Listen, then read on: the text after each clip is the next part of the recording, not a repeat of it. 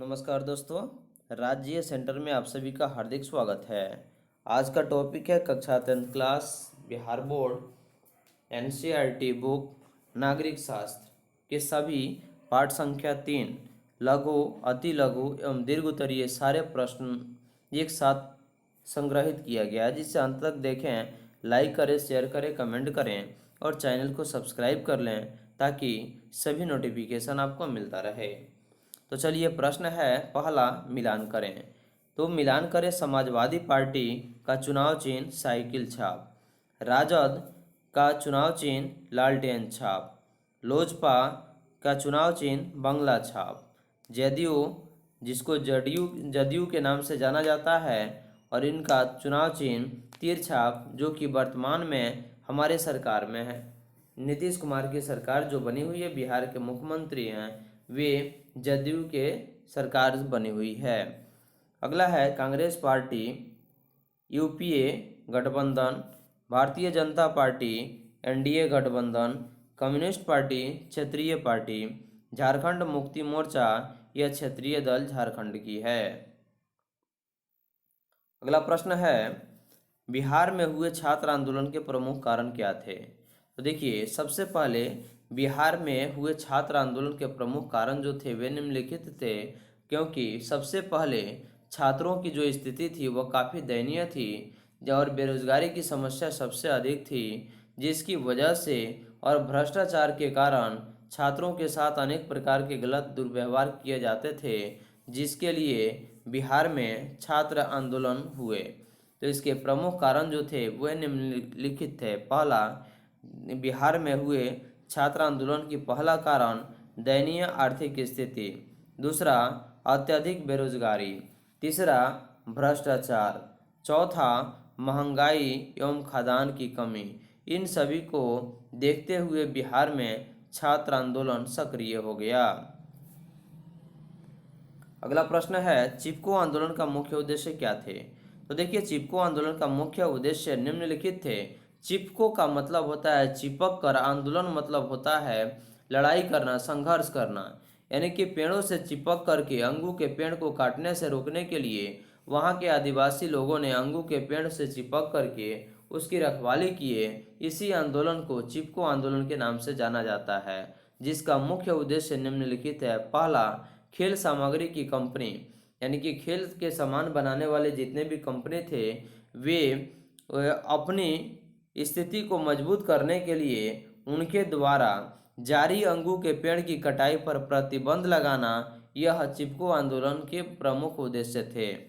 और किसानों की कृषि संबंधी औजार बनाने के लिए अंगू के पेड़ को काटने की अनुमति, यानी कि किसानों की कृषि संबंधी, क्योंकि भारत कृषि प्रधान देश है और कृषि प्रधान देश होने के कारण किसानों की स्थिति पेड़ पौधों से जुड़ी हुई है, इसलिए किसानों की कृषि संबंधी औजार बनाने के लिए अंगू के पेड़ को काटने की अनुमति दी जाए।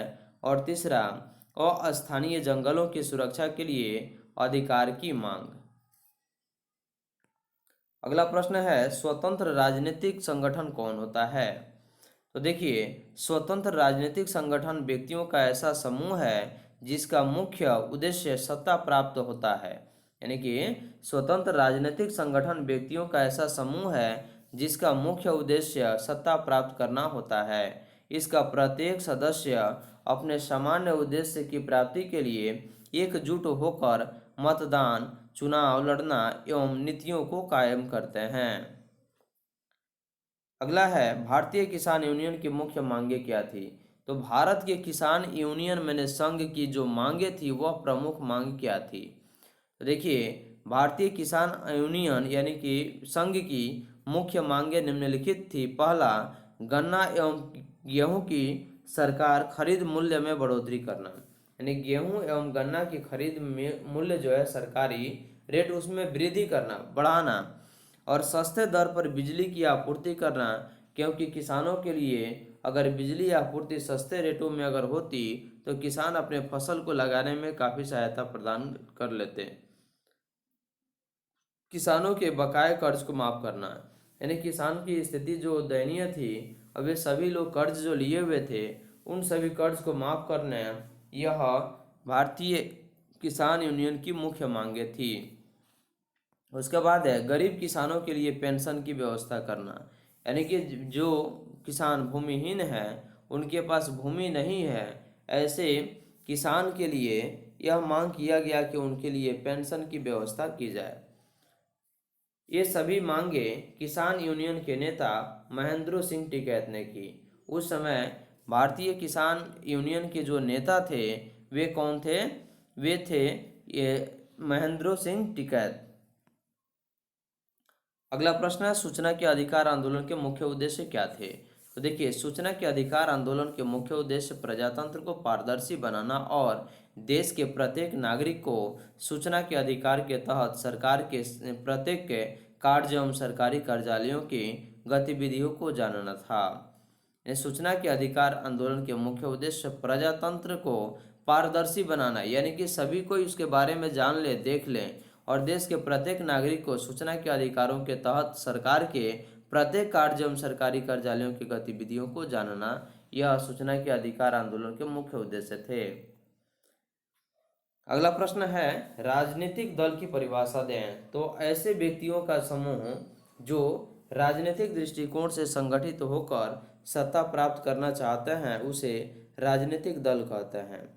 ऐसे व्यक्तियों का समूह या संगठन जो राजनीतिक दृष्टिकोण से संगठित होकर, यानी कि अपने सिर्फ भलाई के लिए एक साथ मिलकर सत्ता प्राप्त करना चाहते हैं, उसे ही राजनीतिक दल कहते हैं। अगला प्रश्न है किस आधार पर आप कह सकते हैं कि राजनीतिक दल जनता एवं सरकार के बीच कड़ी का काम करता है?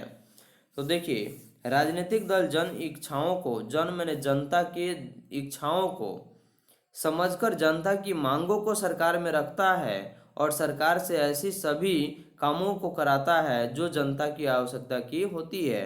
इस प्रकार हम कहते हैं कि राजनीतिक दल जनता एवं सरकार के बीच एक कड़ी का काम करता है। अगला है दल बदल कानून क्या है? तो देखिए, देश में राजनीतिक स्थिरता को कायम करने के लिए 1985 में यह स्वार्थी विधायक और सांसदों के लिए बनी एक कानून है, और जो कि 1985 में यह बना हुआ था। और इस नियम के अनुसार स्वार्थी विधायक और संसद को पार्टी बदलने पर प्रतिबंध लगाने के लिए तत्कालीन प्रधानमंत्री राजीव गांधी के नेतृत्व में दल बदल कानून को पास किया गया। राष्ट्रीय राजनीतिक दल किसे कहते हैं? तो देखिए, ऐसा राजनीतिक दल जो राष्ट्रीय स्तर पर चुनाव लड़ती है और राज्य के अधिकतर विधानसभाओं एवं संसद में अपना प्रतिनिधित्व देती है, उसे राष्ट्रीय राजनीतिक दल कहते हैं। जैसे कांग्रेस पार्टी, भारतीय जनता पार्टी, यह राष्ट्रीय पार्टी है। अगला प्रश्न है जन संघर्ष से भी लोकतंत्र मजबूत होता है, क्या आप इस कथन से सहमत हैं? अपने पक्ष में उत्तर दें।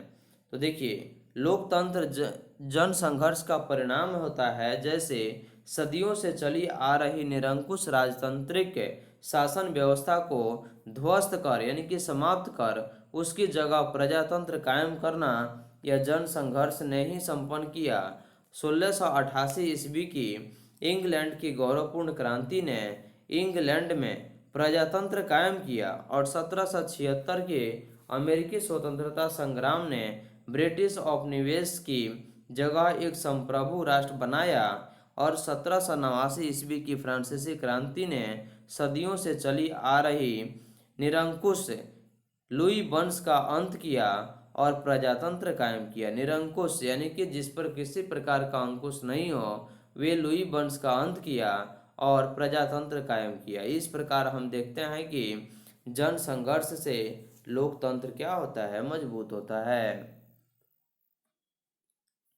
किस आधार पर आप कह सकते हैं कि बिहार से शुरू हुआ आंदोलन, यानी कि बिहार से शुरू हुआ छात्र आंदोलन का स्वरूप राष्ट्रीय हो गया? तो देखिए, 1974-75 के बिहार के छात्र आंदोलन की बागडोर लोकनायक जयप्रकाश नारायण, यानी कि कौन? लोकनायक जयप्रकाश नारायण के हाथों में आने से दिल्ली में स्थित संसद भवन के घेराव का आयोजन 1975 में हुआ। जो सबसे बड़ी रैली थी, जिसमें भारत के लगभग सभी राज्यों के लोग कांग्रेस सरकार के विरोध में नारेबाजी कर रहे थे। जबकि तत्कालीन प्रधानमंत्री उस समय 1974-75 में श्रीमती इंदिरा गांधी की यह मान्यता थी कि यह आंदोलन अनेक के प्रति, यानी कि उनके प्रति, किनके प्रति, श्रीमती इंदिरा गांधी के प्रति व्यक्तिगत विरोध से प्रेरित है। इसलिए उसने सभी विरोधी नेताओं को कैद खानों में डलवा दी, जिसमें जयप्रकाश नारायण भी शामिल थे। 12 जून 1975 को इलाहाबाद हाई कोर्ट ने एक ऐतिहासिक निर्णय देते हुए इंदिरा गांधी को अवैध करार दिया और उनकी जगह राजनारायण को निर्वाचित कर दिया। और तब राजनारायण के समर्थन में जयप्रकाश नारायण के नेतृत्व में रामलीला मैदान में एक विशाल प्रदर्शन हुआ और श्रीमती इंदिरा गांधी के इस्तीफे की मांग की गई, जिसमें 25 जून 1975 को आपातकाल की घोषणा करते हुए जयप्रकाश नारायण सहित सभी विरोधी नेताओं को जेल में नज़रबंद कर दिया गया, जिसमें राष्ट्रीय स्तर पर प्रतिदिन लंबे समय तक आंदोलन चलता रहा। अतः इस आधार पर हम कह सकते हैं कि बिहार से शुरू हुआ छात्र आंदोलन का स्वरूप राष्ट्रीय हो गया। निम्नलिखित वक्तव्यों को पढ़ें और अपने पक्ष में उतर दें। देखिए, क्षत्रिय भावना लोकतंत्र को मजबूत करती है। प्रजातांत्रिक शासन व्यवस्था में क्षेत्रीय भावना देश की एकता एवं अखंडता के लिए घातक है। क्षेत्रीय भावना से देश की एकता और अखंडता खंडित होती है, मतलब टूट जाती है, तथा लोकतंत्र क्या होता है, कमजोर पड़ जाता है। दबाव समूह स्वार्थी तत्वों का समूह है, इसलिए इसे समाप्त कर देना चाहिए। देखिए, दबाव समूह खासकर व्यवसायी समूह का संगठन होता है जो सार्वजनिक हित नहीं सोचकर अपने समुदाय विशेष के लोगों का ही सोचता है। जैसे मजदूर संगठन, छात्र संघ, शिक्षक संघ, व्यावसायिक संघ, कर्मचारी संघ इत्यादि, यह सभी क्या करते हैं, यानी कि दबाव समूह बना करके और सरकार से अपनी मांगों को करते हैं, जो अपने समुदाय विशेष के हित के लिए सरकार पर दबाव डालकर अपने स्वार्थ की प्रति, यानी कि स्वार्थ की पूर्ति करते हैं। प्रजातंत्र में ऐसे समूह को समाप्त नहीं किया जा सकता है, क्योंकि प्रजातंत्र में सभी नागरिकों को संगठन और संघ बनाने का अधिकार होता है। जन संघर्ष लोकतंत्र का विरोधी है। तो देखिए, जन संघर्ष जो है, यानी कि लोगों की, जनता की जो अपनी मांग के लिए जो लड़ाई है, वह लोकतंत्र का विरोधी नहीं है, क्योंकि जन संघर्ष के कारण ही लोकतंत्र अस्तित्व में आया है। और इतिहास इसका साक्षी है कि दुनिया के विभिन्न देशों में जब निरंकुश राजतंत्र कायम था, तब जन संघर्ष ने, यानी कि लोगों की लड़ाई ने, लोगों की मांग ने राजतंत्र की जगह प्रजातंत्र कायम किया। भारत में लोकतंत्र के लिए हुए आंदोलन में महिलाओं की क्या भूमिका रही, यह नगण्य है। तो देखिए, लोकतंत्र में, देखिए अगला प्रश्न है, यानी कि देखिए, भारत में लोकतांत्रिक आंदोलन में महिलाओं की जो भूमिका थी वह महत्वपूर्ण थी, क्योंकि भारतीय महिला ने देश को आज़ाद कराने के लिए अपनी अहम भूमिका निभाई और देश को आज़ाद कराने में कदम से कदम मिलाकर के मर्दों के साथ चली। तब जाकर के हमारा देश आज़ाद हुआ। और भारत में लोकतंत्र के लिए हुए आंदोलन में महिलाओं की महत्वपूर्ण भूमिका रही। राजनीतिक दल को लोकतंत्र का प्राण क्यों कहा गया है, यह क्यों कहा जाता है? तो देखिए, राजनीतिक दल को लोकतंत्र का प्राण इसलिए कहा जाता है क्योंकि लोकतंत्र में चुनाव होता है। क्या होता है? लोकतंत्र में चुनाव होता है, और चुनाव में जिस पार्टी की अधिक बहुमत मिलती है उसकी ही नेता सरकार की बागडोर को संभालते हैं और सरकार बनाकर शासन करते हैं। तो राजनीतिक दल के अभाव में लोकतंत्र की कल्पना नहीं की जा सकती।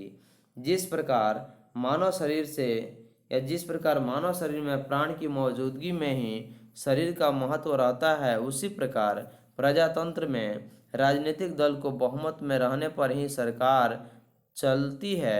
जैसे ही राजनीतिक दल का बहुमत समाप्त हो जाता है, तब सरकार उनकी क्या होती है? गिर जाती है।